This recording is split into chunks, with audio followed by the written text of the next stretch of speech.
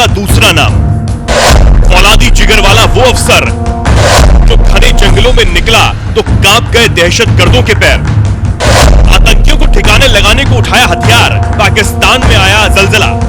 CRP, STF, CRPF, ITBP और BSF के जवानों को ढेर ढेर बधाइयां देना चाहता हूं, जिन्होंने घंटों घंटों तक, जहां सूर्य की किरण दिन दहाड़े भी न पड़े, ऐसे घने जंगलों के अंदर पानी पिए बगैर, खाना खाए बगैर, नींद लिए बगैर इस समस्या के समाधान के लिए अपना सर्वोच्च बलिदान दिया है।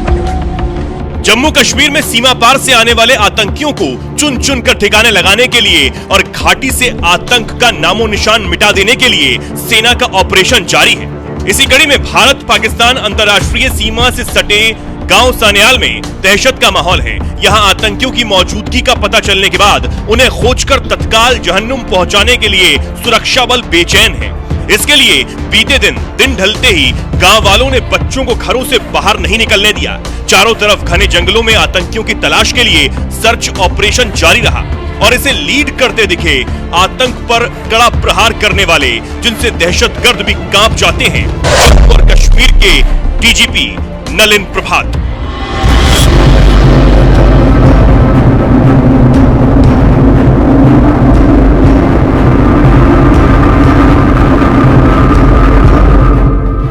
एक ऐसा कड़क अफसर जो आतंकियों पर कहर बनकर टूटता है, उसके सामने आ जाने से आतंकियों की जहन्नुम की टिकट तत्काल कट जाती है। यही कड़क अफसर नलिन प्रभात जब हाथ में AK-47 लेकर घने जंगलों में निकल पड़े तो उनका बढ़ता एक एक कदम आतंकियों के कलेजे को कपा देने वाला था। इस इलाके में आतंकियों के छिपे होने की खबर मिलते ही करीब 30 सालों बाद एक ऐसी तस्वीर सामने आई जब जम्मू कश्मीर का सबसे बड़ा पुलिस अधिकारी हाथ में AK-47 लेकर तलाशी के लिए निकल पड़े। सूत्रों के हवाले से डीजीपी को यह जानकारी मिली थी कि आतंकवादी पाकिस्तान से सीमा पार कर हीरानगर सेक्टर के सान्याल गांव में घुस आए। वहां उनकी मुलाकात कुछ स्थानीय लोगों से हुई, जिन्होंने खतरे की घंटी बजाई। इसके बाद रविवार की शाम को सुरक्षा बलों और जंगलों में छिपे आतंकियों के बीच थोड़ी देर के लिए गोलीबारी हुई। डीजीपी उसी दिन शाम तक घटनास्थल पर भी पहुंच गए थे और आधी रात तक वहीं रहे। फिर अगली सुबह वो तलाशी अभियान में शामिल होने के लिए निकले और हाथ में AK-47 लेकर आतंकियों को खोजते रहे।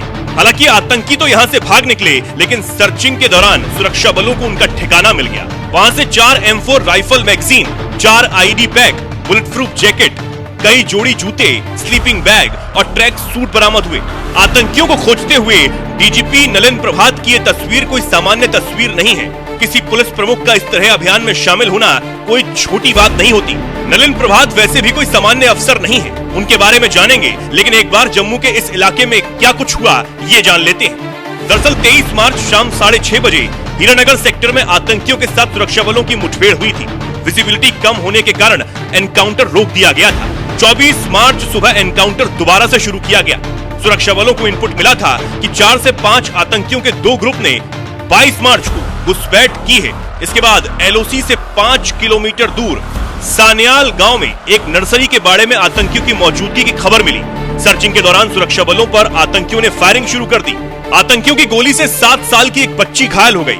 लकड़ी इकट्ठा कर रही एक महिला ने बताया कि आतंकियों ने उसके पति को उस समय पकड़ लिया और उससे भी पास आने को कहा, लेकिन पति के इशारे पर वो वहां से भाग निकली। महिला की आवाज सुनकर पास ही घास काट रहे 2 और लोग वहां आ गए। इस बीच उसका पति भी आतंकियों से किसी तरह बच निकला। इसके बाद पुलिस को सूचना दी गई।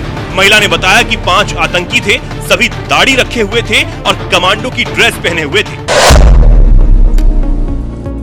हिमाचल प्रदेश में जन्मे नलिन प्रभात ने दिल्ली विश्वविद्यालय के सेंट स्टीफन कॉलेज से MA किया है। 1992 बैच के IPS अधिकारी नलिन प्रभात ने आंध्र प्रदेश और केंद्र सरकार के लिए कई पदों पर काम किया। उन्होंने CRPF के अतिरिक्त महानिदेशक के साथ साथ जम्मू कश्मीर के CRPF IGP के रूप में भी काम किया। इसी के साथ नलिन प्रभात NSG के महानिदेशक भी रहे हैं। कश्मीर में एक बार फिर आतंकी हमलों को बढ़ता देख पिछले ही साल चुनाव से पहले उन्हें जम्मू कश्मीर का DGP बनाकर भेजा गया। उन्हें 3 बार वीरता के लिए पुलिस वीरता पदक से सम्मानित किया गया था। इसी के साथ पराक्रम पदक, सराहनीय सेवा के लिए पुलिस पदक, विशिष्ट सेवा के लिए पुलिस पदक, आंतरिक सुरक्षा पदक जम्मू कश्मीर, पुलिस विशेष कर्तव्य पदक से भी उन्हें सम्मानित किया गया है। जम्मू कश्मीर में साल 2009 में लाल चौक पर हुए आतंकी हमले के दौरान नलिन प्रभात ने ऑपरेशन का नेतृत्व किया था। इस दौरान उन्होंने अपनी टीम के साथ श्रीनगर के एक होटल पर हमला करने वाले आतंकियों को मार गिराया था। घाटी में आतंक के सफाई के लिए इस ऑपरेशन ने एक बार फिर से साबित किया कि पाकिस्तान से आने वाले हर तरह के आतंक के लिए हमारे जवान कितने मुस्तैद हैं। आतंकियों को तो जल्द ठिकाने लगा ही दिया जाएगा, लेकिन इस ऑपरेशन से एक और मैसेज गया कि घाटी में आतंक को कुचलने के लिए फौलादी जिगर वाले अफसर डीजीपी नलिन प्रभात खुद मुस्तैद हैं। अब आपको जरा पाकिस्तान परस्त आतंक के खिलाफ उनके तेवर भी दिखला देते हैं कि कैसे जब वो जम्मू कश्मीर में सीआरपीएफ एडीजी हुआ करते थे, तब उन्होंने पाकिस्तान को दो टूक जवाब देते हुए कह दिया था कि तुम्हारे दिन अब पूरे हुए। कश्मीर घाटी का सबसे पुराना शहर, इतने प्यारे बच्चे और 42 टीम्स, ये है बदले हुआ हालात। ये इलाका जो एक वक्त हिजबुल मुजाहिदीन का गढ़ था, सैयद सलाउद्दीन का नंबर 2, आमिर खान यहां का बगल के गांव का रहने वाला, और जिस तरह का उन्होंने माहौल बनाया था, ना बच्चों का बचपन था, ना नौजवानों के लिए कोई खेल था, ना स्कूल ना कॉलेज, तो ये सब तमाम हालात बदल गए हैं।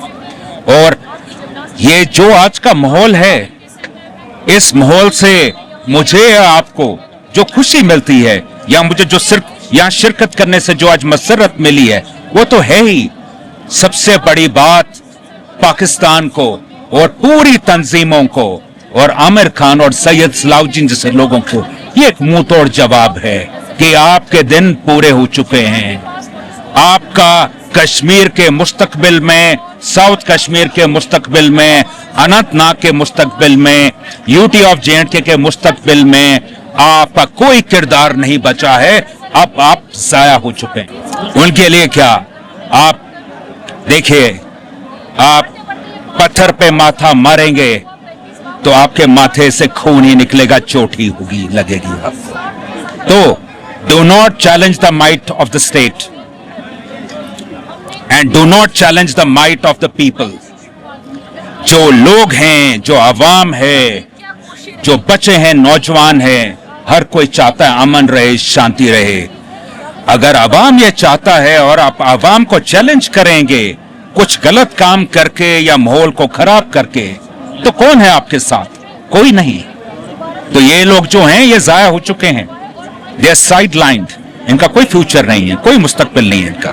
सर, कोई खास संदेश देना चाहेंगे उनको जो भटके हुए हैं? भटके हुए हैं, देखिए, मुझे लगता है अब कोई भटका हुआ नहीं बचा है।